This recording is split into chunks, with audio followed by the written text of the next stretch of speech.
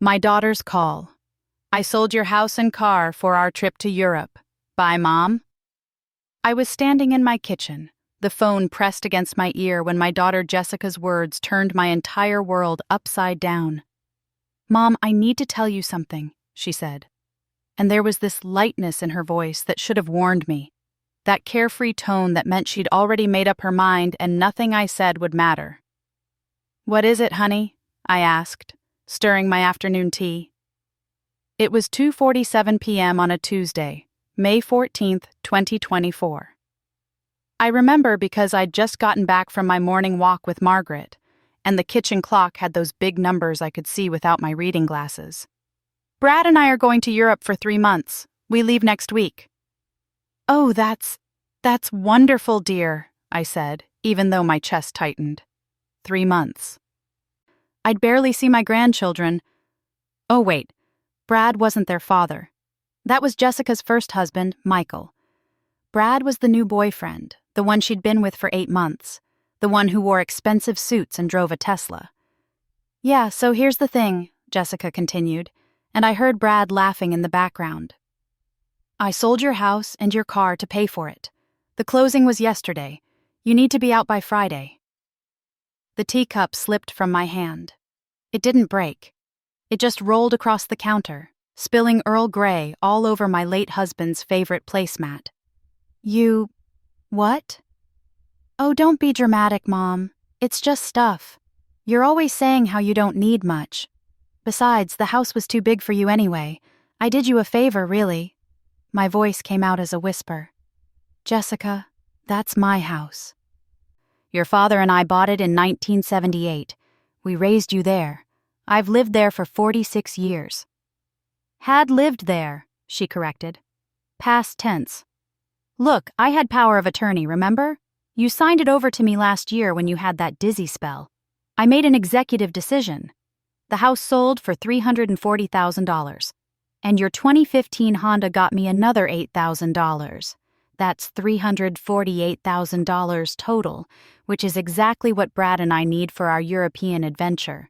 First class all the way, Mom. You'd do the same if you were young again. Where am I supposed to go? She sighed, that exasperated sound she'd been making since she was 14.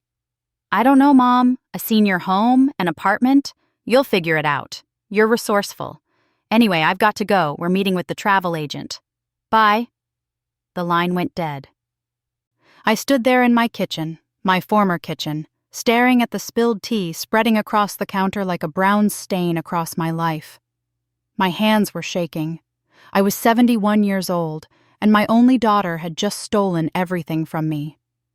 But what Jessica didn't know, what she couldn't have known because she'd never bothered to really look at her father's papers or listen to my stories, was that I had already been planning.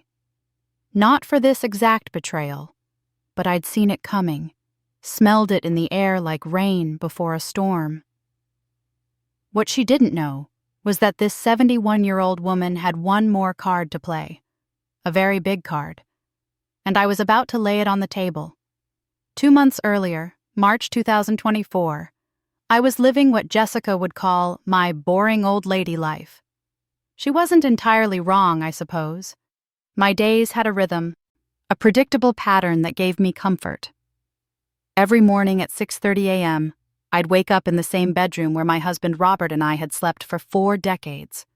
His side of the bed was still made the way he'd left it the morning he died, 3 years ago this past January. Heart attack. He was there, and then he wasn't.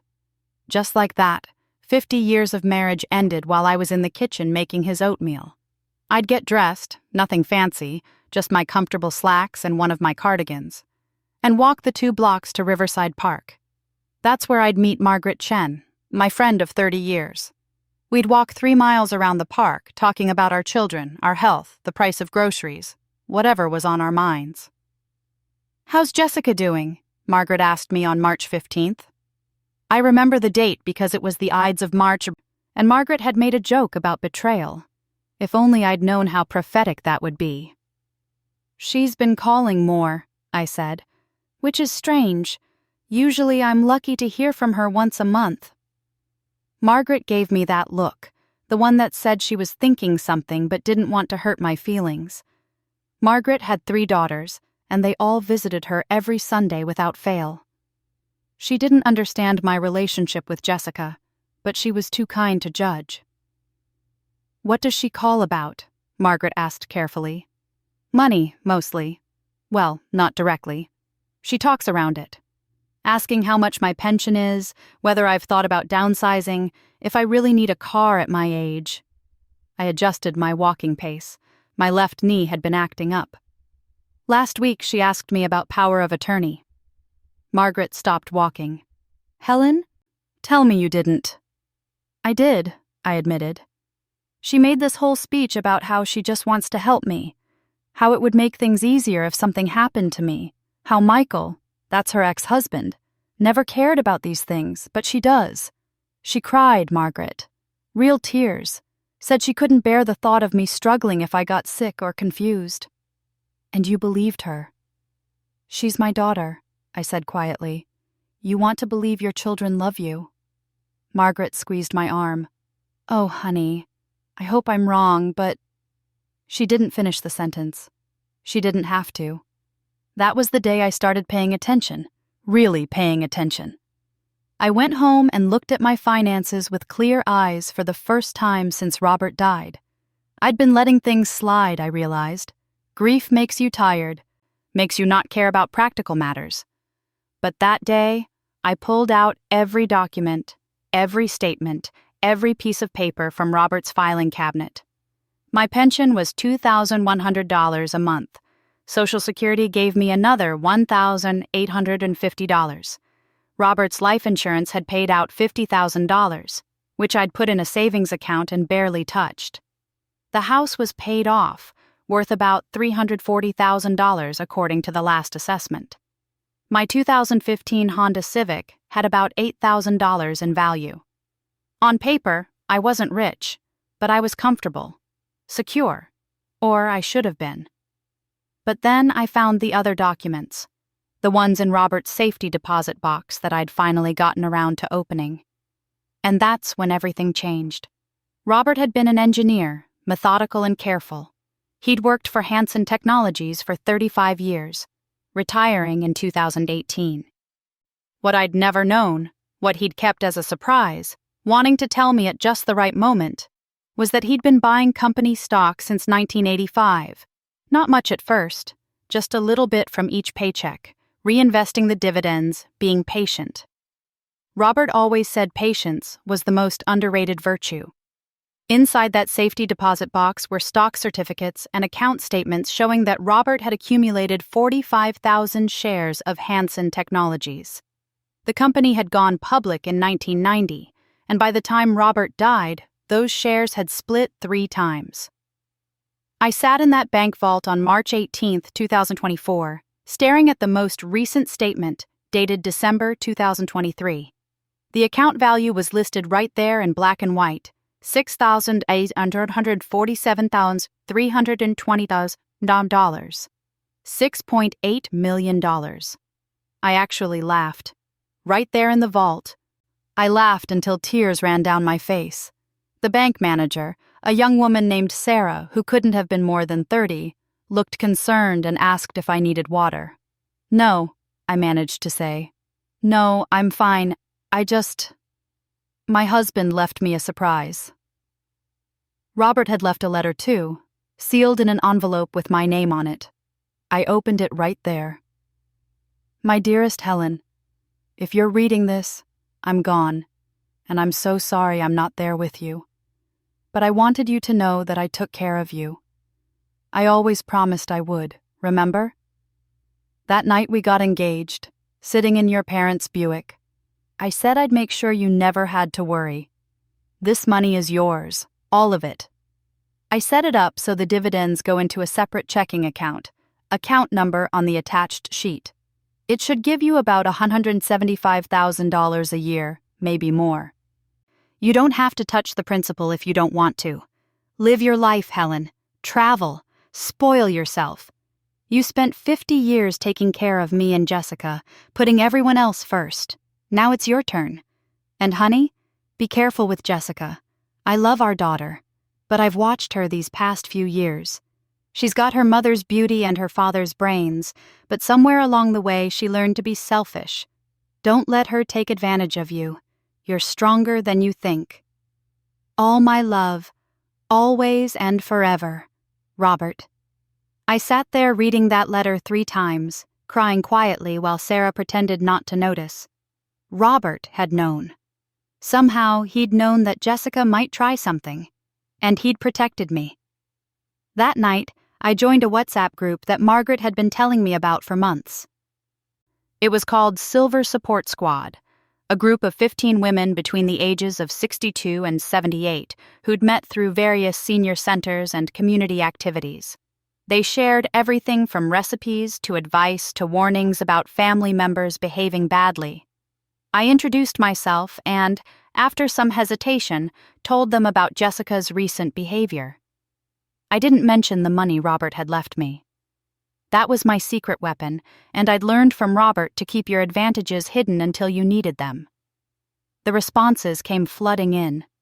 "Lock down your finances now," wrote Patricia, 69. "My son tried the same thing with power of attorney. I had to get a lawyer to revoke it." "Document everything," added Rosa, 74. "Every conversation, every request for money, every time she makes you feel bad. You'll need it later." "Don't confront her yet," cautioned Linda, 66. "People like that, they just get better at hiding what they're doing. Observe and gather evidence first." I took their advice. The next morning, I went to see Thomas Fletcher, the lawyer who'd handled Robert's estate. He was semi-retired now, working from a small office above the hardware store on Main Street, but his mind was still sharp as a tack. "Helen," he said warmly, gesturing me to a worn leather chair. "Good to see you. What brings you in?" I showed him the power of attorney document I'd signed.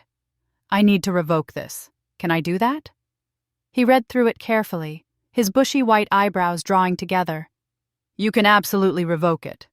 But may I ask why? Is Jessica not managing things well?" "She hasn't managed anything yet," I said. "But I have a feeling she's about to try. And Thomas, there's something else." I told him about the stock portfolio. His eyes widened. "Robert was a sly dog," he said with a grin. 6.8 million? Helen, do you realize? "I realize," I interrupted, "and I don't want Jessica to know. Not yet. Maybe not ever, depending on what she does." Thomas leaned back in his chair. "Okay. Here's what we're going to do. First, we revoke the power of attorney immediately. I'll file the paperwork today. Second, we set up a trust for your assets, the stocks, any other investments. That puts them out of reach legally. And third," he paused, "third, we wait and see what Jessica does. Because if she tries to exploit you financially or otherwise, we'll have the documentation we need." "Is that legal?" I asked. "Letting her dig her own grave? Helen, you're not entrapping her, you're protecting yourself and documenting what happens. If she behaves honorably, wonderful. If she doesn't," he shrugged. "Well, then you'll know what kind of daughter you raised, and you'll have every legal right to protect your assets." Over the next 6 weeks, I watched, and what I saw broke my heart piece by piece. Jessica started visiting more often. At first, I was happy about it. My daughter, taking an interest in my life. We'd have tea, she'd ask about my day, she'd help me with little things around the house. But then I started noticing the pattern. April 3rd. She accidentally brought the wrong medication from the pharmacy, giving me a prescription for blood pressure medication I didn't need. When I pointed it out, she acted flustered and said she must have picked up someone else's by mistake.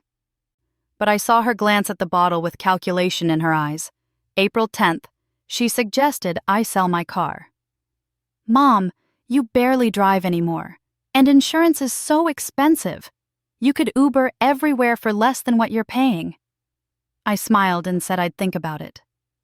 What I didn't tell her was that I'd already called my insurance company and knew exactly how much I was paying, $82 a month. hardly breaking the bank.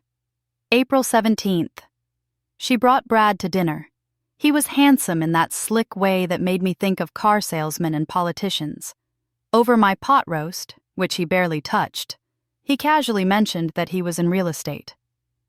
"You know, Helen," he said, and I hated how he used my first name, so familiar, so presumptuous. "This house is sitting on a gold mine. This neighborhood has appreciated like crazy. You could sell, move into a nice senior apartment, and have money left over for what?" I asked sweetly. "I'm quite comfortable here." He exchanged a look with Jessica. That's when I knew for certain they'd already discussed it. April 28th, Jessica called, crying. "Mom, I need help. Brad and I are having money troubles. His business hit a rough patch and I'm barely getting by on my salary. Could you loan me $20,000? Just until we get back on our feet?" My heart ached. This was my daughter, asking for help.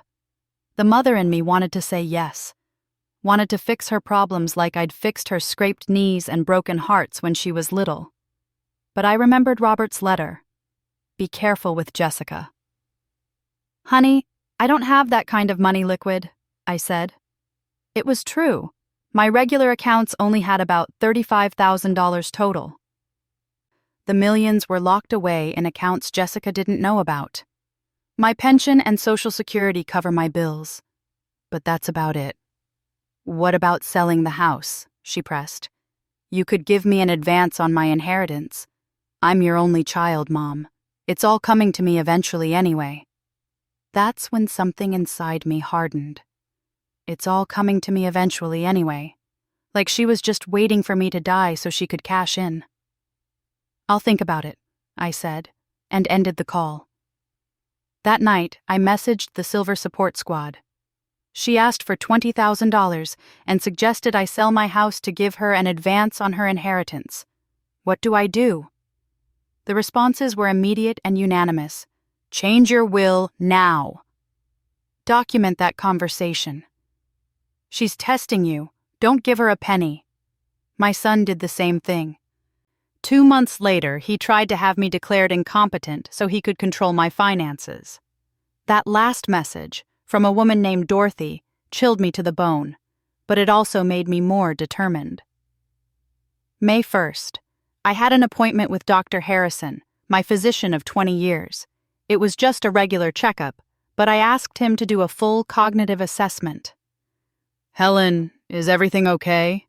he asked, concerned. "Just being proactive," I said. "I want documentation that I'm of sound mind, just in case anyone ever questions it." He understood immediately. He'd been practicing long enough to see family dynamics go south.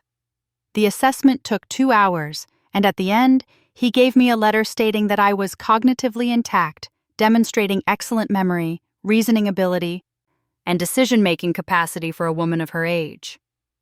I had Thomas Fletcher put it in my file. May 7th. Jessica asked me to sign some papers. "It's just updating the power of attorney," she said casually. "Some legal language that needed to be modernized."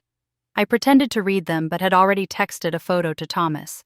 He replied within 10 minutes. "Do not sign.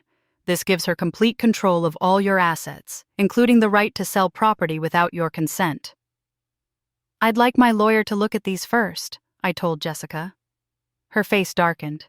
"You don't trust me?" "Mom, I'm your daughter. I'm just trying to help you." "Then you won't mind if Thomas reviews them," I said firmly. She left angry, slamming the door. It was the first time she'd shown her true face, and part of me was almost relieved. At least now I knew for certain. May 10th. Margaret and I were on our morning walk when I broke down. I told her everything: the stock portfolio, Jessica's increasingly aggressive behavior, my fears about what she might do. Margaret held my hand while I cried. "Oh, Helen, I'm so sorry, but you're doing the right thing, protecting yourself." "She's my daughter," I sobbed. "I remember holding her when she was born, all red and screaming and perfect. I remember teaching her to read, to ride a bike, to be brave. Where did I go wrong?"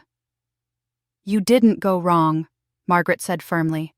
Sometimes people just develop badly. It's not always the parents' fault. You gave her every advantage, every opportunity. She chose who she became. May 12th. I revoked the power of attorney officially.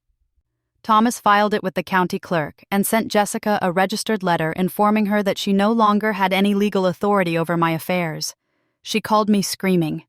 "What the hell, Mom? Do you know how humiliating this is? I told Brad I was managing your finances and now you pull this?" "Why would Brad need to know about my finances?" I asked calmly. She didn't have an answer for that. Or rather, she did, but she couldn't say it out loud, because they'd been counting on my money to fund their lifestyle. "You're going to regret this," she hissed. "You're going to be sick someday, Mom. Old and sick and alone. And I won't be there to help you. Remember that." She hung up. I stood in my kitchen, shaking but also strangely calm. The mask had fully come off now. I messaged the Silver Support Squad. She just threatened me. Said I'd be alone when I got sick. "Record it next time," Rosa advised. "Get everything on tape if you can." "Stand strong, sister," wrote Patricia. "You're doing great." May 14th, 2:47 p.m. The call that changed everything. The call I told you about at the start. But here's what really happened after Jessica told me she'd sold my house and car. I hung up. I stood there for exactly 2 minutes, letting the shock wash through me. Then I picked up my phone and called Thomas Fletcher.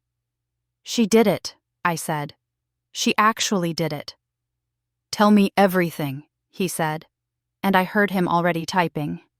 I recounted the conversation word for word. She said she had power of attorney and made an executive decision. But Thomas, I revoked that 2 days ago. "Which means the sale is fraudulent," he said grimly. "She forged documents or lied to the title company. Helen, this is serious. This is criminal fraud." "What do we do?" "Nothing yet. Let me make some calls. Stay calm. Don't leave the house. And Helen, this is going to work out. Trust me." By 5 p.m., Thomas had contacted the title company and discovered that Jessica had indeed presented the old power of attorney documents, claiming they were current. She'd signed my name to the sales contract. She'd diverted the $340,000 to an account she'd opened in my name, but with only her as signatory. "She's stolen $348,000 from you," Thomas said. "And she's done it in a way that leaves a paper trail a mile wide. The question is, what do you want to do about it?" I thought about it. I thought about 37 hours of labor bringing Jessica into this world. About midnight feedings and childhood illnesses and school plays. About paying for her college education, $86,000 over 4 years. About helping her through her divorce from Michael, taking care of my grandchildren while she found herself. I thought about Robert's letter, "Be careful with Jessica," and I thought about what she'd said to me. It's all coming to me eventually anyway. "I want her to face consequences," I said. "Real consequences." Thomas put me in touch with a detective named Marcus Williams, who specialized in elder financial abuse. He was about 50, with kind eyes and a no-nonsense demeanor. "Mrs. Henderson," he said at our meeting on May 15th, "what your daughter has done is not just civil fraud, it's elder abuse, and in this state that's a felony. If you want to press charges, she could face 5 to 10 years in prison." "I don't want her in prison," I said immediately. Then I paused. "Or maybe I do, I don't know. What are my options?" "We could offer her a deal," Marcus suggested. "If she returns every penny, including what she's already spent on travel bookings, and agrees to stay away from you legally, a restraining order, we might convince the DA not to press charges. And if she refuses? Then we go after her with everything we've got." I took a deep breath. "Give her 48 hours to make it right. If she doesn't, throw the book at her." Marcus nodded approvingly. "You're tougher than you look, Mrs. Henderson." "I've had 71 years to develop backbone," I said. It just took me a while to remember I had it. That evening, Thomas sent Jessica a formal letter via email and registered mail. It outlined exactly what she'd done, informed her that the sale was fraudulent and being reversed, and gave her until 5 p.m. on May 17th to return all funds and present herself at his office to discuss terms. The response came at 11 p.m. An email from Jessica's personal account, clearly written in anger. "You senile old bat, I did you a favor. You're too old and stupid to manage your own life. That house was falling apart and that car was a death trap. I was protecting you from yourself. And now you're trying to make me the bad guy? Screw you.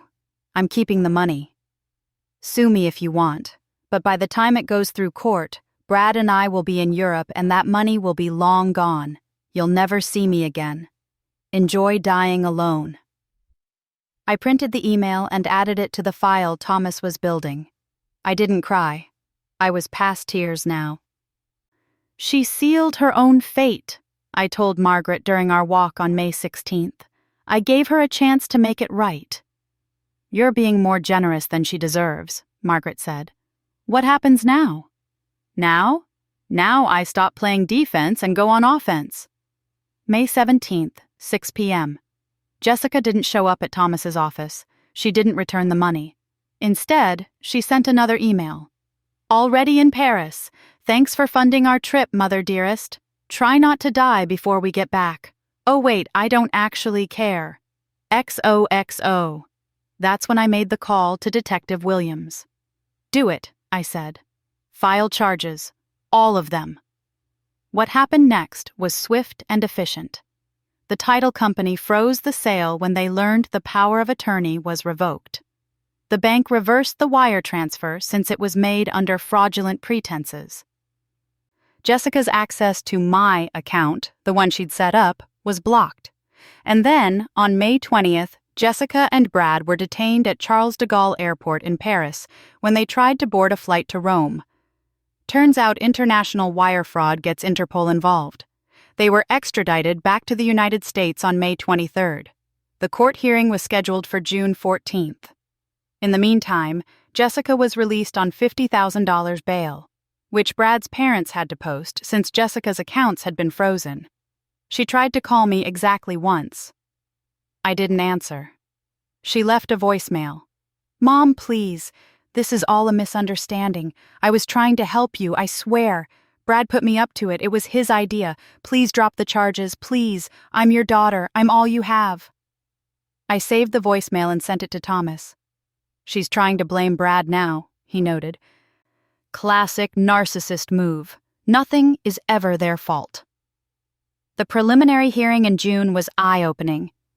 Jessica showed up in an expensive dress that I'm sure Brad's family paid for, her hair professionally styled, playing the role of devoted daughter.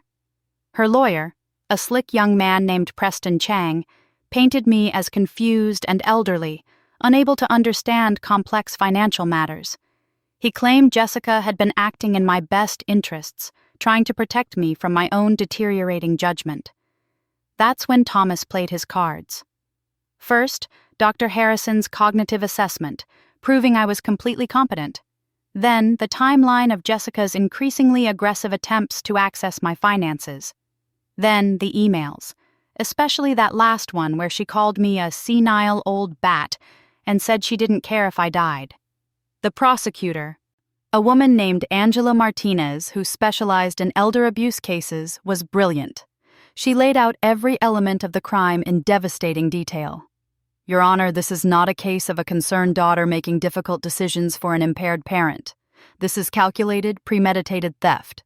Ms. Henderson forged documents, lied to financial institutions, and stole $348,000 from her 71-year-old mother. When confronted, she fled the country and sent her mother emails gloating about the theft. This is not confusion. This is not good intentions gone wrong. This is criminal elder abuse." The judge, a gray-haired woman named Patricia Osborne who looked to be in her mid-60s, looked at Jessica with disgust. "Bail is revoked," she said. "Trial is set for August 12th. Ms. Henderson, you will be remanded to custody pending trial." Jessica's face went white. "But Your Honor?" "You fled the country once," Judge Osborne cut her off. "I'm not giving you a second chance. Bailiff." As they led Jessica away, she screamed at me. "This is your fault. You're ruining my life. I hate you." Brad, sitting in the gallery, got up and left without a backward glance. Apparently, his loyalty only extended as far as Jessica's bank account. The trial in August was oddly anticlimactic. With the mountain of evidence Thomas and Angela had compiled, Jessica's lawyer advised her to take a plea deal, plead guilty to elder financial abuse and grand theft, serve 3 years in minimum security prison, 5 years probation, complete repayment of all legal fees, and a permanent restraining order keeping her away from me. She took it. Not because she was sorry, but because the alternative was a potential 10-year sentence. At the sentencing hearing on August 30th, I was given the opportunity to speak. I'd written a victim impact statement, which I read with my voice steady and clear. "Jessica is my only child. I loved her with everything I had. I gave her every advantage, every opportunity. I sacrificed so she could have a better life than I did. And when her father died, I grieved alone because I didn't want to burden her with my sadness. But love doesn't mean letting someone destroy you. Love doesn't mean accepting abuse. Jessica didn't make a mistake. She made a choice. She chose to see me as an ATM instead of a person. She chose to steal my home and my independence. She chose to abandon me without a second thought. I hope she uses these 3 years to reflect on what she's done. I hope she becomes a better person. But whether she does or not, I'm done being her victim. I'm done being invisible in my own life." Judge Osborne nodded approvingly. "Ms. Henderson, your mother is more generous than you deserve. 3 years in prison, followed by 5 years probation. You will repay all legal fees incurred by your mother. That's $47,000. And you will stay at least 500 feet away from your mother for the rest of her life, unless she initiates contact. Do you understand?" "Yes, Your Honor," Jessica whispered. As they led her away, Jessica looked at me one last time. I don't know what she was hoping to see, forgiveness, regret, but I just looked back at her calmly, and I think that might have been worse than any anger I could have shown. Now it's October 2024, and I'm sitting in my kitchen, my real kitchen, in my real house that no one can take from me, drinking tea from a new cup. The house never actually sold, of course. The fraudulent sale was voided before it even closed. I'm still taking my morning walks with Margaret. I'm still part of the Silver Support Squad WhatsApp group, where I now advise other elderly people dealing with exploitative family members. I've learned I'm good at spotting the warning signs. I've used some of Robert's money, my money now, I suppose, to do a few things I always wanted to do. I took a trip to Scotland, where Robert's ancestors came from. I donated $100,000 to a legal aid society that helps elderly people fight financial exploitation. I set up college funds for my grandchildren, Jessica's kids from her first marriage, with Thomas as the trustee. Jessica can't touch a penny of it, but when those kids turn 18, they'll have education paid for. And I changed my will. Everything I have, the house, the stocks, all of it, is going to charity when I die. There's a provision for my grandchildren if they maintain a relationship with me, but otherwise, it's all going to organizations that protect vulnerable elderly people. Jessica writes me letters sometimes. They come from the prison, and I can tell her lawyer helped her write them. They're full of apologies and promises to do better. She's playing the game, hoping I'll have mercy and let her back into my life, and my bank account. I don't respond. I put the letters in a file, unread except for the first line.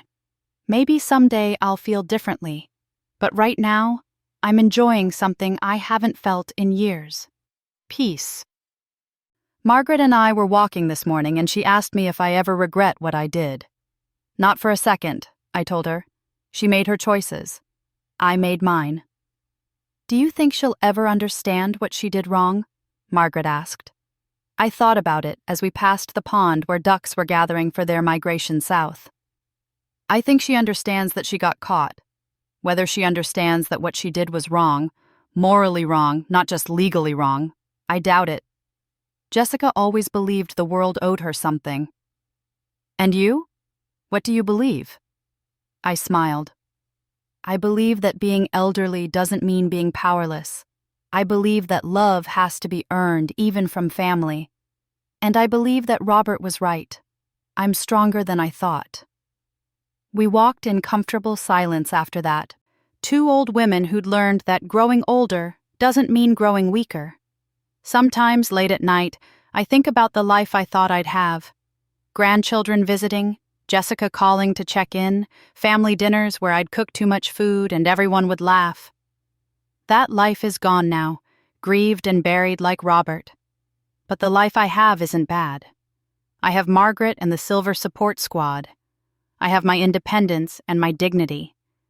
I have the memory of Robert's love, so carefully preserved in stock certificates and a handwritten letter.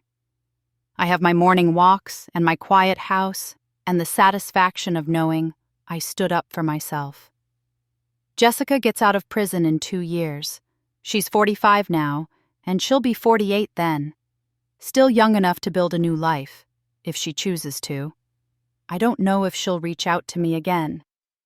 Part of me hopes she doesn't, because I don't trust myself to stay strong if she shows up at my door, genuinely remorseful. But another part of me, the part that held her as a baby and kissed her scraped knees, that part hopes she does, hopes she's learned, hopes she's become the person I always believed she could be. I guess time will tell. For now, I'm just living my life. At 71, I've learned that every day is a gift. Robert taught me that in his own way. He made sure I'd be taken care of, but more than that, he reminded me that I'm worth taking care of. The house is quiet tonight. Rain is tapping against the windows, and I've made myself a cup of chamomile tea. Tomorrow I'll walk with Margaret, maybe have lunch with some ladies from the Silver Support Squad. Next month, I'm thinking about taking a trip to Italy. I've always wanted to see the Amalfi Coast, and now, thanks to Robert's gift, I can. Jessica used to tell me I was too old to enjoy life, too set in my ways to appreciate anything new. She was wrong. At 71, I'm discovering that I'm braver than I knew, more capable than I believed, and far less willing to accept disrespect than I ever was at 40. They say you can't teach an old dog new tricks, but this old dog learned the most important trick of all, how to protect herself. And you know what? That feels pretty damn good. So I'll ask you the same question Margaret asked me. Would you have forgiven them? Or would you have stood your ground like I did? Sometimes I wonder if younger people understand what it's like to be treated as invisible in your own family, to be seen as nothing but a burden, an obstacle, a bank account with legs. To have the person you sacrificed everything for look at you with impatience instead of love. I did what I had to do. Whether it was right or wrong, merciful or cruel, I'll leave for others to judge. All I know is that I'm still here, in my house, drinking my tea, living my life. And that's enough.